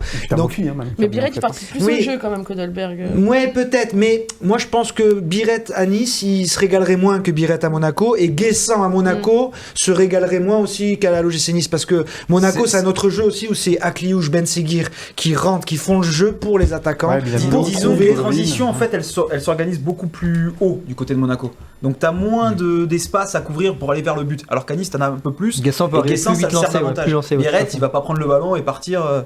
Donc je comprends ce que veut dire Will. Mais moi ça me plairait quand même de m'amuser de faire le test et peut-être d'avoir un Guessin. En tout cas, c'est deux joueurs qui sont parfaitement dans le bon collectif. Bah, je te propose d'aller jouer à FIFA 25 et puis comme ça tu intervertiras les joueurs et puis tu verras, tu arriveras à... Je te rappelle que c'est ton débat, enfin c'est ta question à la base. Oui, c'est vrai. La clé du match, je pense, ce sera vraiment la capacité de Nice à pousser Monaco à la faute, parce qu'on voit qu'en fait c'est ça qui les bloque cette saison. C'est toutes ces erreurs individuelles. Une douzaine au moins. Bah exactement. Donc je pense que c'est pour ça qu'un Laborde par exemple qui presse fort, il va un petit peu les déranger aussi, toujours dans le combat. Je pense que cette équipe de Monaco, elle peut vite en fait basculer d'un... Si elle concède l'ouverture du score, elle peut être mise beaucoup en difficulté. Cette équipe a du mal quand même parfois à réagir. Elle l'a fait sur certains matchs bien évidemment, sur une saison. Mais je trouve qu'elle est nettement mieux et elle maîtrise un peu plus quand elle arrive à mettre 1-2 buts. Par contre, voilà, si à la 80e, 75e, il n'y a qu'un but d'avance, Monaco peut flancher, peut trembler un peu, et là, ça peut être aussi la chance de Nice. Vivien, un grand entraîneur de basket, a dit un jour que des dauphins, on n'en faisait pas des requins. Est-ce que cette équipe de l'AS Monaco est parfois trop naïve et en concédant comme ça des buts sur des erreurs ? Ouais, un peu naïve, un peu tête en l'air. Les joueurs nous répètent depuis des mois, on va apprendre de nos erreurs, on va travailler. Ok, mais à un moment donné, il y a même les supporters qui disent on veut des actes. Alors, mais ça fait des années. Mais bien sûr. Oui, mais cette saison, j'ai rarement vu autant, enfin jamais, que ce soit même en supporter ou suiveur lambda, j'ai jamais vu une défense d'une même équipe faire autant d'erreurs grossières sur une saison, ce qui paraît assez fou. Après, je pense qu'une des clés du jeu, ça va être vraiment le cœur du jeu, parce que Monaco est beaucoup plus lisible qu'en début de saison, à mettre beaucoup de densité dans l'axe. Et pour avoir échangé avec un joueur d'Angers après la victoire de Monaco avant la trêve, il disait nous on a compris quoi. Alors c'est du monde toi. Non, pas du tout, mais il y a des joueurs Angers qui sont plus facilement atteignables pour discuter comme ça en zone mixte qu'à Monaco. Mais il disait voilà, on voulait mettre du monde au cœur du jeu, et Monaco est devenu très prévisible. Et Nice, il y a des bons joueurs au cœur du jeu, des Boudaoui, des Santa Maria. Si Monaco ne met pas plus de variété avec les côtés, je pense que Nice peut bien cadenasser le jeu à ce niveau-là. Ils ont eu le même souci aussi à Lille, où ils n'ont jamais réussi à écarter, ou juste à la fin quand Al Mousrati est rentré, mais sinon avant c'est très dur. Bon, vous m'avez vu venir évidemment avec mes histoires de dauphins et de requins. C'est un clin d'œil appuyé à notre ami Laurent Sierra qui a été dégagé de l'antenne de la part de nos confrères de TV Monaco pour avoir dit à l'antenne justement Issa Nissa lors du dernier match de Monaco à domicile, le Monaco Basket évidemment, donc suspendu par la chaîne. Ça a fait beaucoup de bruit sur les réseaux sociaux. Oui, bon, il a dit autre chose aussi dans cette rencontre, même sur le ton du second degré, ce qui lui a valu donc cette mise à l'écart. On a posé la question, les confrères ont posé la question à Francaise aujourd'hui en conférence de presse. Qu'est-ce qu'ils pensent de cette mise à l'écart de la part de Laurent Sierra? Ça lance un petit peu le derby aussi. Écoutez la réponse du coach niçois. Moi j'adore Laurent Sierra, mais j'adorais avant de... Je savais pas qui était niçois. Ouais, la vérité c'est que je savais pas. Mais j'adore Laurent Sierra parce que d'abord c'est un grand joueur. J'ai adoré des moments quand il était coach, parce que j'ai ces discours cultes que vous connaissez évidemment, que j'ai parfois repris d'ailleurs. Mais c'est un passionné, on voit que c'est quelqu'un qui a beaucoup d'humour. Voilà. Alors maintenant, j'espère que quelqu'un disait ça à la télé niçoise en parlant de Allez Monaco, mais j'espère qu'il continuera à être à son poste. Voilà, j'espère simplement, parce que c'est un moment... faut prendre les choses avec un peu de recul. Il y a quand même des choses un peu plus graves dans la vie, et que ça, on voit bien que c'est de l'humour, quoi. Enfin voilà, on voit bien que c'est de l'humour. Bon, en tout cas, je l'invite à venir, même si je sais que c'est en plus pas un fan de foot, je crois, mais je l'invite à venir. J'espère qu'il va continuer à bosser pour TV Monaco et bien commenter le basket comme il le faisait. Puis je l'invite à venir nous voir à l'Alliance. Ça sera un grand plaisir, ou même à l'entraînement. Parce que j'aime beaucoup je le connais pas, mais j'aime beaucoup le personnage en tout cas. Voilà, les propos sympas de Francaise à propos de Laurent Sierra. Et si vous n'avez pas la référence évidemment des dauphins et des requins, allez voir sur YouTube cette fameuse conférence de presse mythique de la part de Laurent Sierra. Ça dure 7 minutes, mais c'est un 7 minutes de total bonheur où il fustige son équipe, hein, tout simplement, qui a très mal joué. Donc voilà, c'est super simple. C'est un bon moment à regarder aussi. Bon, Will, c'est l'histoire d'un derby peut-être. C'est les réseaux qui amplifient tout. Ouais, c'est bon. Ouais. Oh là là. Polémique En plus, de Fragilos. Et puis on entend tellement son sourire et ça. Oui, c'est du 8e degré. Mais du millième degré, il est là, vous avez tombé. Parce qu'il est niçois, il faut le préciser, Laurent Oui, Ferrand. mais il s'en fout du foot. Il est n'aime né pas le foot. il est né à Nice. Ouais. Mais voilà, Faut le dire aussi. et puis c'est voilà, il voit le derby, il voit à 18h, oh, il va vivre un week-end compliqué celui-là, et voilà, il branche un peu, il chambre un peu, mais stop, Il est comme ça. dure 6 secondes et c'est fini. Bon, après, Alors, il parle à son consultant et il lui dit des mais choses c'est des private jokes, pas ça. très sympathiques. Il lui dit sinon je vous pousse dans l'escalier. Bon, Non, c'est ça, pas tu très vas tomber sympathique. dans les escaliers Tu vas tomber sinon. dans les escaliers Mais ça veut dire quoi que il va être déçu de la défaite Ouais, de mais l'AS Monaco samedi soir, ouais. c'est ça qu'il lui dit. Alors, en gros. pour information, et ça, voilà, Laurent Sierra avait déjà reçu un avertissement de la part de la chaîne pour d'autres propos donnés pendant les matchs de basket, et donc c'est un peu aussi l'accumulation de Bon, on connaît le personnage. ces propos-là. Mais effectivement, quand tu recrutes Laurent Sierra, tu sais qu'à un moment donné, il va y avoir du 3e, 4e degré, quoi. Nous, on avait eu la chance ce matin de l'avoir en consultant pendant les JO. Hein, Les derniers jeux, ouais. Voilà. Sur les matchs de l'équipe de France. Ouais, mais voilà, c'est une plus-value. C'est un super C'est une consultant. plus-value absolue. Il a un œil, il a une gouaille, et c'est un passionné. Et si on commence à vouloir bâillonner les passionnés, eh ben, vous savez quoi? Rendons tous notre tablier, et puis on prend et on se met tous devant la télé et on déprime. Hein. Et puis surtout, le basket Vice-champion olympique souffre. à Sydney, pour ceux qui connaissent Ah pas oui, le là, CV de Laurent c'est Sierra. une pointure du Très grand joueur. du Très basket grand joueur. français. C'est une pointure. On peut dire pointure, Ouais, légende du basket ouais. français. Je suis même pas sûr qu'en plus ce genre de réaction ça serve réellement Monaco la principauté. Mais non, Parce au qu'on a l'impression contraire. du coup qu'on peut rien dire sur Bien cet endroit, sûr. sur cette principauté. Mais c'est un peu le cas. C'est il n'y a pas c'est pas un d'endroit étonnement. où Ils on peut le ne prennent pas plaisanter. à l'inverse en disant Voilà, oh, Laurent il faut qu'ils Sierra. s'en- il faut qu'ils s'en Mets-toi à la place amusent. des supporters de l'AS Monaco quand même. Mais ils ont le droit cher d'avoir du second Christopher. degré, Non, mais mais ça, attends. c'est de l'humour. Moi, je me mets 2 minutes à la place des supporters de l'AS Monaco qui vivent le match donc de l'AS Monaco Basket, qui supportent ce club et qui entendent le consultant employé par TV Monaco dire Issa Nissa pendant le match. Si on inversons les rôles, si c'était sur la chaîne de l'OGC Nice qu'on dit Dagué Monegou avant le derby, Non, comment mais- les supporters l'auraient pris? Mais Non, s'il mais est excellent Laurent sur le Sierra, fond. Quand il est embauché par TV Monaco, il est embauché pourquoi? Pour sa carrière et son expertise. Pas parce qu'il doit supporter Et sa gouaille. l'AS Monaco face à Kaunas en Euroleague. Il est là pour son expertise. Ils n'ont pas découvert, les supporters de l'AS Monaco, qu'il est né à Nice et qu'il peut avoir peut-être une affinité avec Nice. Enfin, je veux dire, hier, ils savent très bien qu'il est niçois à la base. Donc, moi, je trouve que c'est un clin d'œil sympa. Et il faut effectivement, comme le dit Francaise, prendre du recul et de la distance. Vraiment. Et au-delà de ça, il s'excuse au prochain match, puis c'est terminé, on passe à Alors autre ça, chose je suis et pas il sûr que continue. ce soit le genre du Ouais. personnage. Après, Je suis pas sûr qu'il revienne à l'antenne. hein. Non, mais si, Oui, au c'est lieu ça, de le le- suspendre, je veux Oui. dire, voilà. Oui, mais ça. bon, c'est aussi l'accumulation. comme C'est tu ça dis. le plus malheureux, c'est qu'il a perdu son poste et les téléspectateurs de TV Monaco ont perdu un excellent très bon consultant. consultant, effectivement. Voilà, Et pour le basket, ils c'est se pas une bonne régaleront nouvelle. avec un fidèle Monegou qui. Je crois qui pas sera que ennuyeux je crois que à c'est mourir. l'anti-bois Benjamin Monclar qui prend le relais, donc il sera pas Oui, 100% Monégo. Ouais, mais bon, voilà, c'est On triste, verra. c'est triste, Ouais, c'est voilà. triste. Bon, en tous les cas, on adresse un clin d'œil, un salut amical à Laurent Sierra, s'il nous regarde. Il est bienvenu, évidemment, sur le plateau de Gym Tonic pour nous parler de tout ce qu'il veut, des coachs, de basket, Ouais, ouais, mais de foot. et du milieu on sait marin, pas du trop. Et des dauphins et des requins, évidemment. Ça, on aimerait écouter son avis là-dessus. On va revenir quand même dans le derby, on va reparler de jeu, et en particulier dans le pour-contre.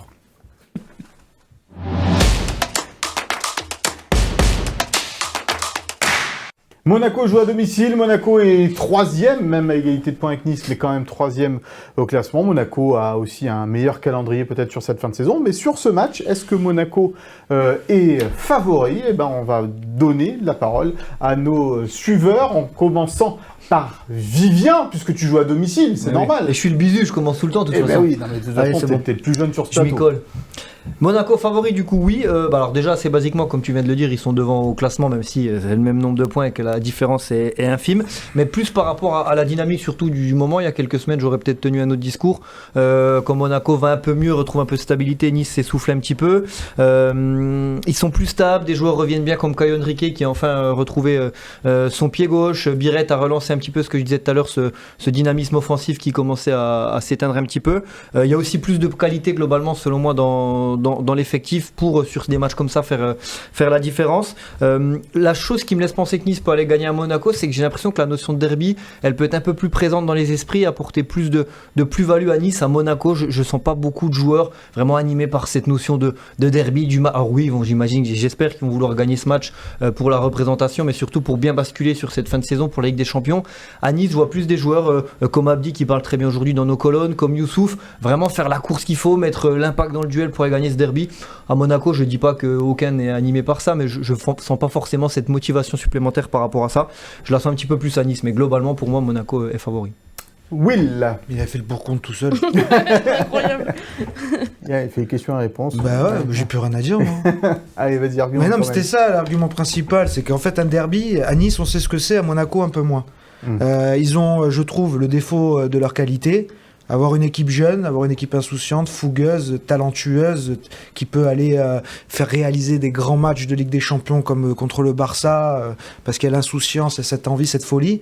Et en fait, il y a ce manque de concentration, il y a ce manque d'implication dans l'agressivité aussi. La maîtrise des émotions aussi. Ils peuvent se disperser d'une manière improbable.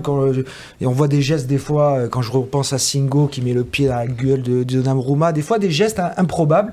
Et Nice, je vois plus de soldats, je vois plus d'hommes mûrs et qui savent ce que c'est aussi ce côté derby, agressivité, avec ce soutien qui est toujours fantastique à Louis II, ce virage, avec un coach, Hayes, qui sait très bien avoir ses discours motivateurs, axés sur l'énergie, l'émotion, l'appui des supporters et le caractère particulier de ce derby. Et surtout, le dernier paramètre, c'est s'il y a un des deux qui doit absolument aller en Ligue des Champions, c'est Monaco. L'OGC Nice, ils aimeraient y aller, les joueurs ont vraiment envie d'y aller, mais s'ils y vont pas, ce sera pas une catastrophe économique pour le club. En revanche, Monaco, c'est plus compliqué. Donc il y a aussi ce petit scalp obligatoire qui lui rajoute un peu un coup de pression sur l'ASM, et je vois un OGC Nice libéré à Monaco ne pas perdre. Petit carton jaune pour Christopher Roux qui a parlé pendant le pour-contre. Et lui, tu lui mets pas le jaune, il fait pour et contre. William Versé. Donc Christopher, pendant le pour-contre, on laisse l'argument de chaque côté. Attention, dans 2 minutes, il va se lever, il va prendre ton rôle. Qu'il essaye. Allez, Christopher, vas-y. J'aurais tendance à dire sur ce match-là, parce que c'était Louis II, Monaco est favori, mais je vois Nice finir devant, parce que et sur le podium en fin de saison. Parce que, en fait, j'ai l'impression que cette équipe est quand même... Quand elle a des bas, ils sont moins longs et moins marqués que ceux de Monaco, je trouve. Je trouve que ce qu'a fait l'OGC Nice sur le début de saison, alors que l'effectif était décimé, est très fort. Il ne faut pas le minimiser. Et je pense qu'à un moment, ils vont peut-être être récompensés d'avoir réussi à faire le dos rond, de s'être accroché, d'avoir pris des points en championnat. J'ai envie de me dire que j'ai plus aujourd'hui de certitude avec cet effectif du gym. Je sais pas, ça s'explique pas forcément. Je le ressens comme ça qu'avec Monaco, où j'ai l'impression que les erreurs, visiblement, ok, là ils ont gagné à Angers, mais ça peut revenir à n'importe quel moment. Et voilà. T'es en train de te faire des amis, toi, du côté de, non, mais il faut dire ce qu'on pense. De la Turbie, c'est sympa. Je suis sympa. ni supporter de Nice, ni supporter de Monaco, il faut dire ce qu'on ressent et ce qu'on pense. Et je le sens comme ça. Autant je me trompe, Nice finit 4, Monaco 2, et tant mieux pour Monaco. J'ai aucun problème avec ça. Et oui, en rigolant. Accès fermé au Louis II pour Christopher. Oui, en rigolant, dit tu vas prendre la place de Leandra la saison prochaine. Et pourquoi pas la tienne, Will, d'ailleurs. À suivre l'OGC Nice. Je suis le seul 100% d'Issart ici. Ouais, mais bon, justement, de l'OGC Nice, je vais où? Il faut sortir ta zone de confort un peu, là. À MMA, je peux aller nulle part. Moi, je te vois bien suivre l'AS Monaco en Ligue des Champions la saison prochaine, peut-être. En tout cas, c'est important d'expliquer aux gens qui même pas eux, ils me veulent. Quand on est journaliste, on se doit d'être objectif, on n'est pas supporter d'un club ou l'autre. C'est pas parce qu'on suit Monaco qu'on déteste Nice. À part, il faut dire les choses. Oui, mais ça c'est différent. Tu viens de dire que tu es supporter de l'OGC Nice. Ah oui, je suis niçois. Mais ça t'empêche pas d'essayer d'être objectif malgré tout. Ah, c'est mon métier, et ça, il faut le dire aux gens parce que des fois, on peut avoir des petits tacles entre guillemets en disant ouais mais vous supportez du coup. T'as quand même une écharpe de Nice dans ta chambre, Christopher. Non, arrête de dire de n'importe quoi. Et un poster de Dante. Et tous les soirs, j'ai ça Dante. Non mais voilà. Et je pense qu'il faut aussi que les gens le sachent quoi. Non mais puis ce qui est bien dans ce derby, moi ce que j'aime particulièrement dans ce derby Monaco-Nice, c'est que la rivalité elle est plutôt c'est le chambrage un peu mignon quoi. Voilà, c'est pas le Nice. C'est loin d'un Nice-Marseille. Voilà, c'est pas le Nice. Ou d'un Nice-Cannes de l'époque. Ou Nice-Cannes ou les Nice-Toulon. ou Nice Saint-Etienne aussi. Ça reste gentil. Ouais. Voilà, là, bon, Nice-Monaco, c'est un peu du chambrage, tout ça. Les Monégasques aiment moins parce que à chaque fois, quand on dit on va à Monaco, on joue à domicile, bah, c'est du chambrage mignon, mais c'est surtout souvent des beaux matchs de foot. Donc ça, c'est bien.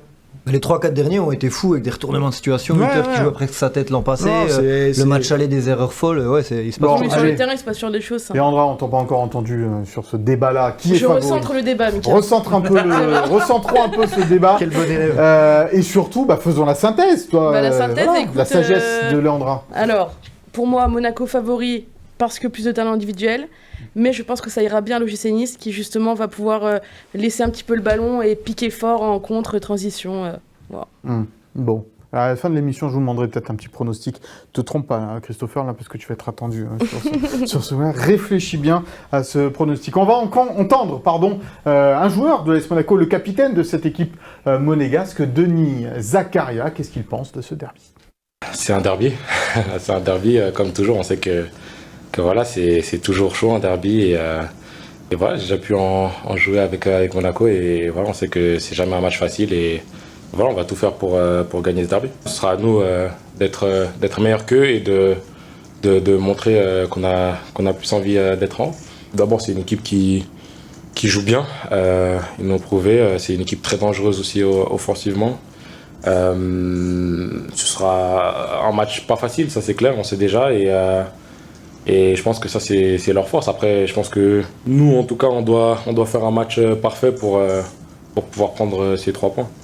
Voilà, Monaco doit faire un match parfait pour vaincre cette équipe de l'OGC Nice, dans laquelle on retrouvera un ancien monégasque, Sofiane Diop. Il est dans notre focus.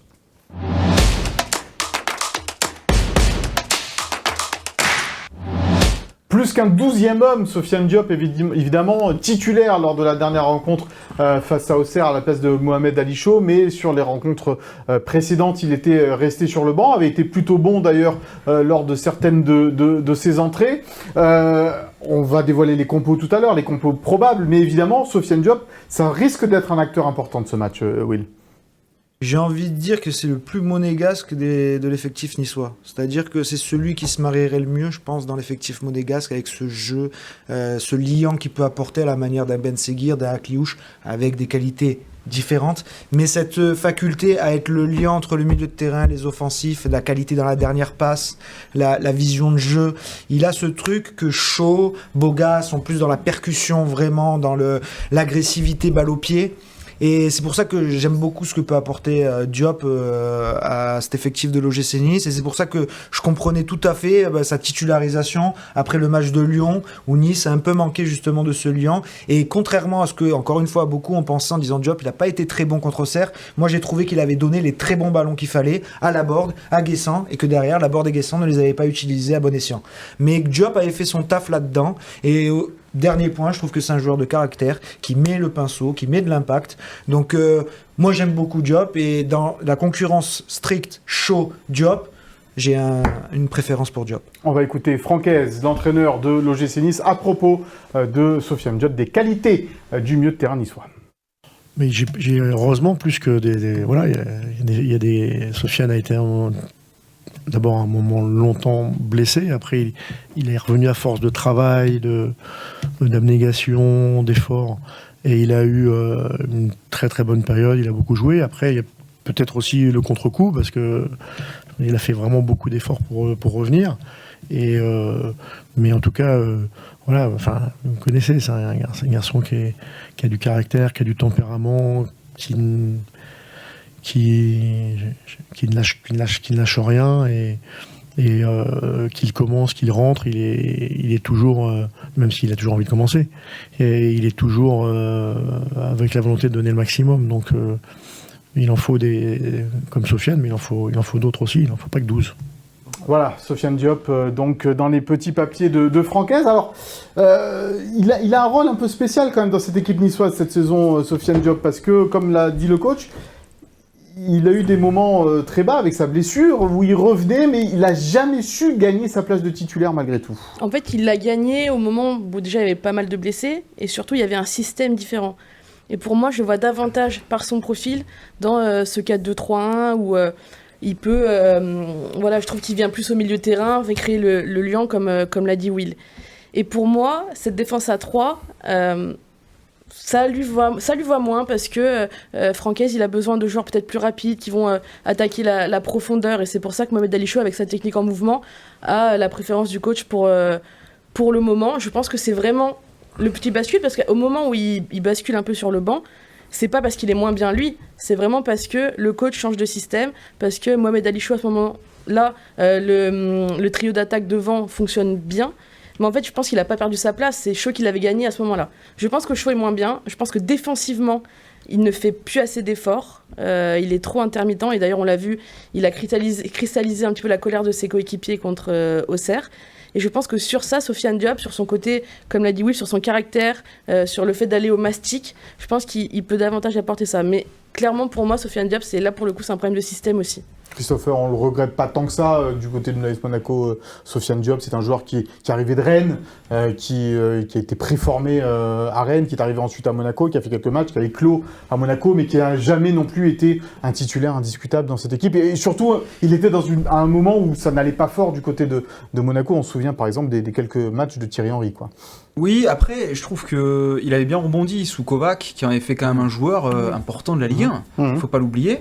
Ensuite, avec Clément, ça s'est mal passé, c'est ce qui fait qu'il part vers Nice, mais ça reste un très bon joueur. On a un peu oublié le talent et les choses qu'il peut apporter, parce que déjà d'une, il a eu beaucoup de blessures, et de deux, parce qu'il avait encore besoin de progresser, que ce soit dans l'aspect, dans l'intelligence de jeu, dans la compréhension du jeu, mais aussi sur le plan physique et sur l'aspect du travail défensif. Mais aujourd'hui, je trouve qu'il est peut-être plus complet qu'à Monaco, et si son corps le laisse tranquille, ça peut être vraiment un joueur qui peut vraiment faire beaucoup de bien et apporter beaucoup à Nice sur les prochaines saisons, y compris en Ligue des Champions, si Nice se qualifie. On parlait tout à l'heure du duel Evan Guessant-Mika Biarret. Est-ce qu'il y a un duel aussi à Kliouche Diop qui pourrait se profiler dans cette rencontre? Ce sont, comme Will le disait, des joueurs qui parfois montrent leur talent et éclatent un petit peu dans ce genre de match. Ça m'avait pas sauté aux yeux, mais effectivement, Edan, c'est son je pense à Edan Diop, j'ai mangé avec Evan Guessant, j'ai fait un mix. Si Sofiane Diop, débute, je suis d'accord sur le côté liant qu'il peut apporter, etc. Encore une fois, dans ce cœur du jeu. Je suis pas sûr qu'il y aura forcément un duel, mais je trouve que un des moments où j'ai pris conscience aussi que Diop était dans le bon état d'esprit, si je me trompe pas, c'est quand Nice a perdu en Coupe d'Europe en Hongrie, peut-être cette année, où je crois que c'est un des seuls à s'exprimer sur la pelouse au micro du diffuseur, et où il est très cash, très honnête, et on le sent vraiment touché, déçu par ce non-match, par cette déception. Et je trouve que ça, c'est des choses qui transpirent du bon état d'esprit d'un joueur et du joueur qui va faire ce qu'il faut derrière pour retirer les autres avec lui, ou en tout cas lui à titre personnel pour en faire plus. Et moi, en tout cas, il m'a bluffé parce qu'avec les longs mois, les blessures et les matchs un peu décevants, je pensais pas qu'il atteindrait ce niveau, et franchement, chapeau à lui. Il a pris une maturité exceptionnelle. Nous, on l'avait interviewé, vraiment, ça nous avait frappé. Au-delà de ça, je pense qu'il a fait le ménage dans son entourage aussi. Enfin, vraiment, c'est un nouveau Sofiane Diop. Alors, je sais pas comment. Aussi, et ça aussi, mine de rien, ça permet de se poser un peu. C'est stabilisé, exactement. On oublie parfois. Il a cru que sa carrière était finie. Il est passé par les. Il a vraiment eu cette crainte. On l'avait déjà dit, d'ailleurs. Le médecin lui a dit vous risquez de ne plus jamais rejouer au football. Et une fois que tu dis ça à un joueur de football, tu le ramènes à. Surtout que c'est un amoureux du jeu. Au plus bas niveau. C'est ton rêve est terminé. Donc ça te remet les idées en place et tu remets le sens des priorités. 6 buts, 6 passes, en 32 matchs, 15 titularisations. Oui, mais comme le disait Vivien, à un moment où l'effectif est à plat, quoi. C'est le leader. T'as pas de Boga, t'as pas de Laborde, t'as personne devant. Et c'est lui qui marque des buts, qui fait des passes D. Donc à un moment donné aussi où il manquait du monde. Donc il s'est comporté en leader aussi. Sera-t-il titulaire ou pas dans cette équipe de l'OGC Nice? Sofiane Diop, c'est les compos probables de ce derby entre Monaco et Nice.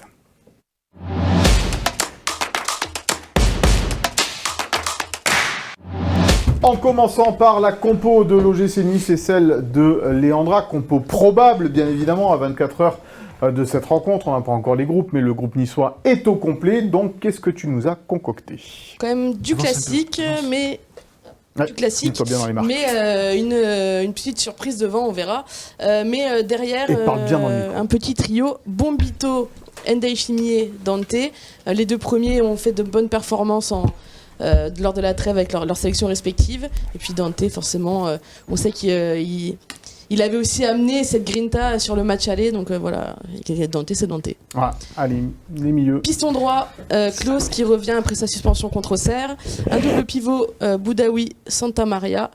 Et puis Abdi qui remplace Barre suspendu après son expulsion en fin de match contre Auxerre. Ça, elle a coûté cher cette expulsion. Elle a coûté cher, vraiment. Je pense que même lui est le premier à le regretter, mais c'est comme ça, ça arrive. Et puis un trio où on a décidé de faire un petit pari. Donc avec Guessant, comme on l'a dit, lui aussi inévitable. Gaëtan Laborde qui va mettre la pression un petit peu, aller au mastic contre les défenseurs monégasques. Et puis, la conférence de presse qui nous a fait un petit peu basculer sur Jérémy Boga aujourd'hui, parce que Francaise a été dithyrambique sur son rendement, en tout cas aux entraînements, sur les 11-12 derniers jours. Donc, on tente Jérémy Boga plutôt que Mohamed Ali Chaud. Mais si c'était une fausse piste de la part de Francaise pour nous induire en erreur un peu sur Jérémy Boga, souvenir à Monaco. qui a effectivement marqué la saison dernière le but vainqueur de ce derby à Monaco, parce que bon, c'est vrai que les rentrées de Jérémy Boga là sur les derniers matchs, c'était pas exceptionnel. Alors Francaise, on va dire que c'est pas l'adepte des fausses pistes. Généralement, c'est quelqu'un de plutôt honnête, pas trop langue de bois, et puis au-delà de ça, je pense que lui, quand il a un fil conducteur, il a peut-être pas besoin aussi de faire marcher un peu l'adversaire, faire marcher l'intox. Après, c'est sûr que Jérémy Boga, il a aussi beaucoup de choses à prouver. On a l'impression que sa saison, en fait, elle a jamais démarré. Mais après, on connaît ses qualités. Dans le 1 contre 1, la percussion, il a un peu le même profil que Mohamed Ali Chaud, finalement. Sauf que plus fort. Mais en tout cas, voilà, on sait qu'il est capable d'être décisif, de faire mal à toutes les défenses, et c'est peut-être un match pour lui. Bon, voilà pour la compo probable, possible de cette équipe de l'OGC Nice, et puis on va passer évidemment à celle de l'AS Monaco. Mon cher Christopher, je vais te passer le micro tout de suite. Oui, merci bien. Donc c'est une première pour toi, non? Tableau où tu avais déjà fait, non, tu avais déjà fait, peut-être sur un derby. Là, c'est bon, t'as repéré les marques. Et bien le micro bien près de la bouche. Ouais. Alors, dans les buts, ça change déjà du côté de Monaco. Oui, ça avait déjà changé à Angers, puisque Majeki avait fait une énorme bourde qui avait coûté 2 points à l'ASM à Toulouse. Donc forcément, il fallait tenter quelque chose à nouveau. Ce qui veut dire qu'à Monaco, au niveau gardien, on n'est pas très très bien cette saison. Donc Cohn est revenu.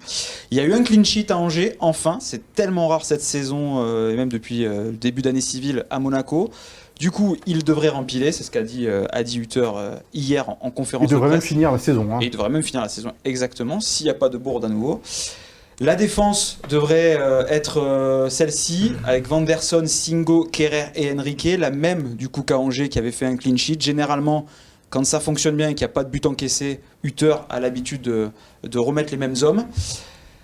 Malgré la concurrence de Salissou aussi pour Singo. Ouais, qui a marqué avec le Ghana, mais bon, c'est quand même très très difficile. Singo Kerrer, c'est la meilleure charnière. Vanderson est rentré tard avec le Brésil, mais il n'a pas joué le deuxième match. Henrique est un petit peu mieux en ce moment. Il vient de faire quelques passes décisives, donc ce serait logique en tout cas de voir cette équipe enchaîner. Au milieu. Défense. Au milieu, on repartirait avec 4 milieux. On reviendrait alors qu'ils avaient joué en 4-2-3-1 à Angers. Sur un 4-4-2 parce que Ben Seguir a été décevant encore une fois. Et donc aujourd'hui on a ce double pivot qui serait composé de Zakaria et Al-Mousrati. Al-Mousrati amène son calme, amène aussi sa capacité à être bien placé. Il est aussi très bon sur le fait de changer aussi le jeu. Akliouche et Minamino qui donc n'a pas lui aussi joué le deuxième match du Japon pourrait donc du coup débuter. Et devant, on aurait du coup Mbolo un petit peu un cran en dessous décroché et Biarret qui formerait tous les deux donc la paire d'attaquants. Ça marche plutôt bien. Il faut pas s'attendre à ce qu'Mbolo soit le grand buteur de Monaco, même si bien sûr il peut marquer des buts. Il l'a fait d'ailleurs sur penalty avec la Suisse pendant la trêve. Mais voilà, il va être là pour essayer de fixer un peu la défense, venir amener du liant, et Biarret sera chargé, comme c'est le cas en tout cas quand ils jouent tous les deux, de finir les actions et d'être à la finition. Voilà donc pour ces compos probables possibles de l'AS Monaco et de l'OGC Nice dans ce derby. Et il y aura du beau monde sur les bancs quand même malgré tout. Parce que là du côté de l'AS Monaco on l'a pas dit, mais même s'il est moins bien, tu as Ben Seguir sur le banc, tu vas avoir Golovin également sur le banc, Lamine Camara qui est un bon joueur, on connaît sa qualité de frappe sur les coups de carré de retour en particulier. Nikena, Balogun de retour. Nikena et Balogun Balogun, donc qui va certainement revenir dans le groupe. Et puis du côté de l'OGC Nice, tu auras des Diop, tu auras des Mohamed Ali Chaud, tu auras Morgan Sanson peut-être Terem Moffi également. Donc tu vas avoir des solutions dans ce match pour les deux entraîneurs et c'est ça qui risque aussi d'être Balogun, très c'est intéressant. bien pour les pénaltys au cas où. Pardon Balogun, c'est bien. Ouais, on se souvient des 2 arrêts de Marcin Bulka, évidemment. Mais c'était un Marcin Bulka qui, à l'époque, marchait sur l'eau aussi, il faut le dire. Et si c'était le déclic? Et si c'était le retour du grand Marcin Bulka, pourquoi pas. Et brièvement, on parlait d'Embolo, je parlais des Monégasques que je voyais pas énormément dans le sens du combat d'un derby. Lui, pour le coup, on n'a pas trop à douter. Alors, peu importe les matchs. Je trouve aussi, d'ailleurs, c'est ce que Will disait pour l'impact de Boudaoui à Nice. Mbolo, il y a des carences devant le but, il y a beaucoup de choses à dire, mais les gens sont quand même très sévères et prennent rarement en compte ce qu'il fait dans l'ombre. Et dans le combat, il a quand même pas mal de côtés irréprochables. Et puis pour les deux équipes, il faudra quand même garder ses nerfs, parce qu'on sait que, par exemple, au match aller, il y a eu l'expulsion de Vanderson qui a fait un peu basculer le match. Et puis là, on en parlait avec toi, Léandra, celle de Melvin Barr dans les derniers instants de Nice-Auxerre a peut-être entraîné ce match nul des Aiglons. Donc il va falloir faire attention. Finir à 11 contre 11, ça serait le meilleur moyen de voir. De manière générale, on a senti pas mal de tension au sein des rangs niçois à la fin du match contre Auxerre. Hein, Will Ouais. Donc est-ce que on espère que c'est pas la pression un petit peu qui se rapproche avec ce sprint final, petit bug. Ça dans le bêtise, ça, Ouais. ton petit mouvement là. Après, je me souviens aussi de match l'année dernière. Les Monégasques avaient aussi perdu le match aller et puis ils étaient arrivés revanchards à Nice. Est-ce qu'ils auront le même état d'esprit? Ça aussi, ça peut être un des éléments qui peut marquer. Ouais, ne pas sous-estimer la force de caractère de cette équipe. Ouais, de exactement. Parce qu'elle a montré quand même. Et puis Denis Quel Zakaria, un- alors qu'il l'avait perdu à l'échauffement au match aller. Oui, C'est vrai, il y avait cet aspect aussi. Oui, il s'était juste blessé juste avant le match. et Nagasa avait été catastrophique. Donc, C'était un élément incontournable, et c'est un élément incontournable de cette équipe de AS Monaco, le capitaine Denis Zakaria. On a été complet sur ce Monaco-Nice, vous pensez? Je pense qu'on a je tout voulais dit. demander les pronos. Ah, les pronos. Bah oui, tiens. Est-ce allez, qu'on y on va ou pas alors? C'est toi Allez, le boss, commence. Christopher. Moi j'aurais dit 1-1, mais je vais rester sur mon 0-0. Allez, grosse tu l'avais cote. dit en début Voilà. de Gym Tonic. 0-0. Vivien. 3-2 pour Monaco. 3-2 pour Monaco. J'ai Un envie match de voir des buts. spectaculaire. Allez, hop. Avec des buteurs. Tiens, un triplé de Béret encore ou pas? Voilà, non, je suis catastrophique. Je laisserai les joueurs opérer. Voilà. Bon. Will. 3 à Nice. 3 à Nice, carrément. 3-1 sur la pelouse du stade Louis II. Les Niçois qui vont marquer 3 buts. Un bel C'est pas mal, optimisme ça. de la part de William. Parce que franchement, en regardant la défense monégasque, mais en confiance. Bon. Tingo peut faire un match énorme comme un match kata, ça dépend de ça aussi s'il joue. Ouais, Qui est ça. clair. Ouais. Non, mais c'est bon. Pour moi, ils n'ont aucune valeur sûre derrière. Après, t'as Disons que t'as des Bombito, joueurs hein, qui ton peuvent ami, faire des hein. erreurs. Non, mais Dante Youssouf, c'est 2 valeurs sûres. Non, Elles sont où côté Moi, j'aime beaucoup monégasque? Bombito, mais c'est toi qui le. Les valeurs sûres. Non, mais valeurs sûres. C'est une Bombito, c'est une valeur sûre. Kerrer 9 matchs sur 10, c'est une valeur sûre. C'est quand dans les top matchs qui touchent Voilà, au c'est un plafond de top verre. match. Je sais pas, à voir. Je sais Bon, pas si c'est une top Kerrer, c'est une adversité. valeur sûre. Allez, 9 matchs sur 10, oui, à Monaco, oui. Vous voyez qu'on avait encore des choses à dire. 2-2. Léandra, 2-2. Non, toi, t'es la Suisse, toi. Toi, tu te mouilles Mais pas, pas tu du match tout, nul. parce que je on a vois dit les un. deux équipes. Couvrait Monaco même à point, Envers l'AS Monaco. mais rien à voir. ouais. Même c'était nombre de Monaco de points, Philippe Clément, même c'est pas différence le de même, but. Ouais, mais Moi, je bon, pense, elle veut pas de- se faire des. Ça bouge pas. elle pense Donc, que si c'est- je comprends Et le bien, petit but de Diop. Ça serait messieurs, pas dames, une belle histoire ça aussi.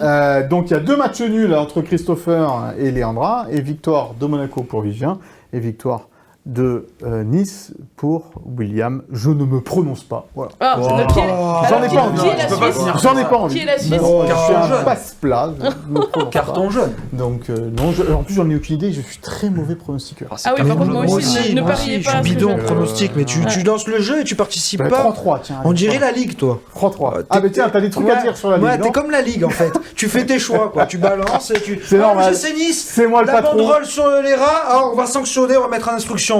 Paris, les chants sur Rabiot, non, il n'y a pas de souci, tout va bien, on y va, Véronique, et allez, on y va, mais il n'y a rien, il n'y a pas d'instruction. Ah, Nasser, la Ligue, la Brune, nos amis, on se touche pas, nous, hein. Par contre, le jeu Nice, on prend cher. C'est beau la Ligue. Et il Vive s'est- la mafia du football Le français. message Il s'est passé. fait une transition tout seul. Ah ouais, Une il passée s'est amené incroyable. comme ça. Ah, j'avais envie quand même Il de lancer attendait. ce message. Hier, j'ai regardé complément d'enquête, ça m'a chauffé.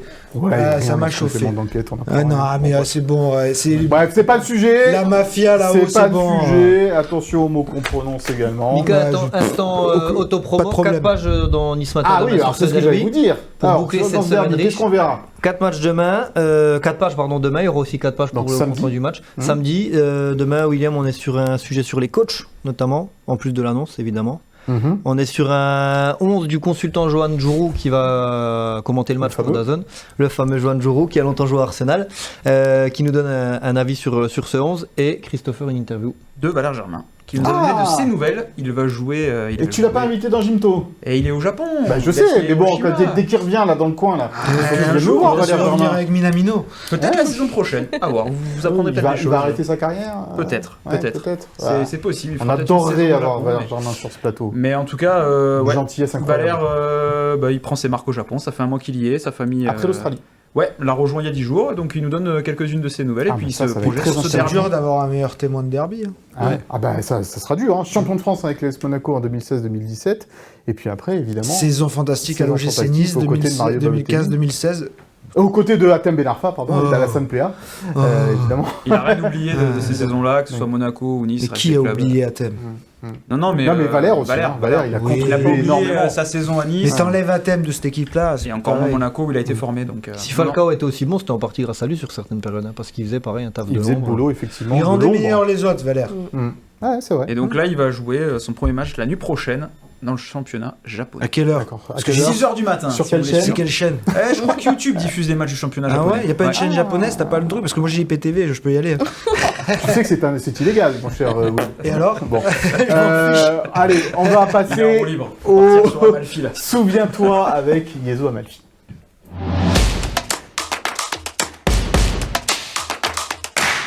Prépare-toi à une descente de police, certainement. Ouais, et après, je connais son adresse. Si ça peut aider, je connais son adresse. Toi, attention, ne fais pas le délateur. Ce sera pas au derby, va finir. Allez, Yezo Amalfi, premier joueur qui a porté le maillot des deux clubs. Effectivement, et du coup, je vais évidemment commencer par saluer et remercier Philippe Camps, parce qu'un souviens-toi sur une légende de l'OGC Nice, ça se passe forcément avec des papiers d'archives de Philippe Camps. Et on l'embrasse fortement. Et on l'embrasse en espérant qu'il nous regarde. Premier joueur à avoir porté le maillot des deux clubs dans les années 50, un Brésilien du coup, qui a plus marqué l'OGC Nice que l'AS Monaco, né dans les années 20 à Sao Paulo. Une saison à Nice, 50-51, quelques mois seulement à Monaco en 52. Et finalement, il a très peu joué des deux côtés, 17 matchs à Nice pour 6 buts et 4 matchs à Monaco. Donc on peut se dire comment il a pu marquer l'OGC Nice avec aussi peu de matchs. Et en fait, alors juste pour finir sur Monaco, parce que c'est très bref, il n'a pas vraiment laissé de traces sur le Rocher, à une époque où l'ASM évoluait en D2. Mais à Nice, c'est devenu une légende et les anciens s'en souviennent encore.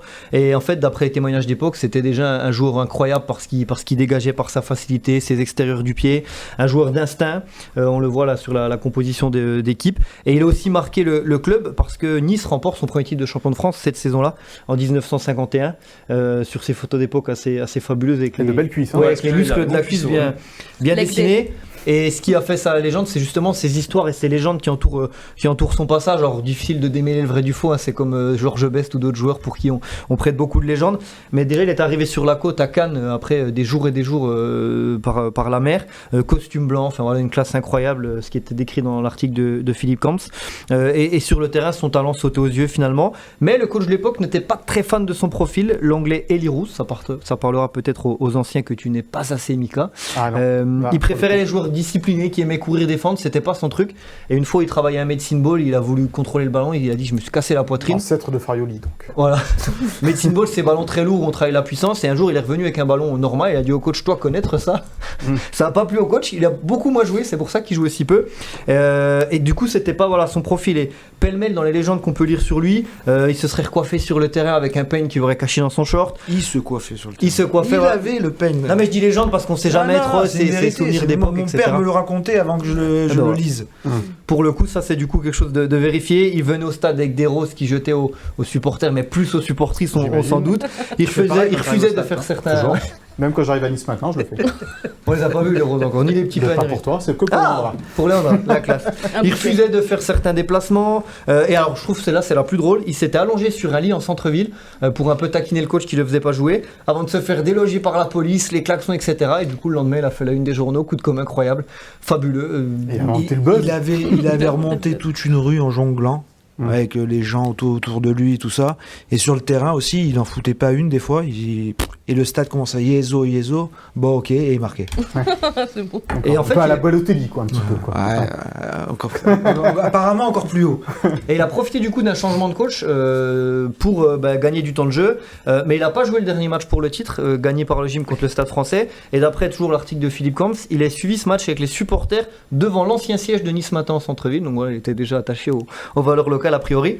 Et donc il était revenu, on va avoir une dernière photo normalement, il était revenu dans les années 80 à Nice, ville où il a gardé des souvenirs fantastiques. Et je voulais finir sur une citation qu'il a tenue à l'ancien journaliste de Nice Matin, Julien Giarizzi, une référence du service des sports, et qui disait, à qui Ezo Amalfi avait dit donc à Julien Giarizzi: aujourd'hui je suis recruteur pour Santos, je n'ai pas besoin de voir jouer un footballeur longtemps pour le juger. Un jour une femme vient avec son fils de 14 ans pour avoir mon opinion. Je lui demande sa pointure, 46. Je lui ai dit: madame, avec un pied comme celui-là, je suis sûr que votre fils ferait sans doute un bon batteur dans un orchestre, mais pas un bon footballeur. Voilà, j'ai trouvé ça fantastique. Fantastique jusqu'au bout. Et donc décédé il y a un peu plus de 10 ans, mai 2014, c'est à ce moment-là que Philippe Camps... c'est en 2020 que Philippe Camps avait fait un sujet à sa mémoire, et en commentaire, si les supporters sont intéressés, j'essaierai de voir si on peut le remettre sur le site web de Nice Matin pour que les gens puissent le lire, parce que l'article de Philippe est comme d'habitude super bien documenté. Voilà. C'est un pléonasme. Mais ces articles sur les anciens sont encore plus longs, encore plus fouillés, c'est toujours un régal, donc si jamais on essaiera de voir pour le mettre en ligne pour ceux qui ne l'ont pas lu et qui veulent éventuellement lire ou le relire. Voilà, pour Yezo Amalfi. Eh ben c'était super ce souvenir, souviens-toi à propos de Yezo Amalfi, donc premier joueur dans l'histoire à avoir porté le maillot des deux clubs. Il y en a eu beaucoup plus après derrière, on pense à Daniel Bravo en particulier, on parlait de Valère Germain, on pense à Kamel Meriem également qui a porté, Sofiane Diop évidemment, Kefren Turam. Il y en a eu un paquet depuis, comme quoi il n'y a pas une grande rivalité non plus, il n'y avait pas une grande rivalité. On sait aussi faire du... après la rivalité aujourd'hui, ça ne s'empêche pas les Parisiens d'aller à l'OM ou à vice-versa. Les joueurs sont pas très identifiés. Ouais, c'est fini ça. Hein. Des Totti, des Maldini, t'en as plus. Hein. Ouais, c'est vrai, qui font leur carrière entièrement. T'as quand même Dante à Nice, donc c'est bien aussi de voir qu'il y a des gens comme ça. Mais c'est vrai que ça se raréfie, quoi. Ça c'est clair. Messieurs, dames, merci beaucoup. Bon derby, vous serez tous les 4 au Louis II ? Non, moi je serai au bureau. Ah, d'accord, t'es puni toi. Non, il en faut bien aussi. D'accord. Il est au service du collectif. Voilà. T'as pas eu l'acte ? Travailleur de Parce que l'ombre. je connais le syndic, si tu veux. Je te fais confiance pour... C'est pour ça qu'il a envoyé sur l'AS Monaco, il a dit je vais pas au stade. De toute façon, il va pas au stade samedi, donc il y aura pas de tac. C'est notre sentinelle à nous. Hein. Eh oui. Merci Léandra, t'es la seule à essayer de me sauver un peu. Bon, donc nous on se retrouve samedi au stade Louis II pour évidemment vivre ce derby entre l'AS Monaco et l'OGC Nice, match qui aura lieu à 21h. Il y a 5.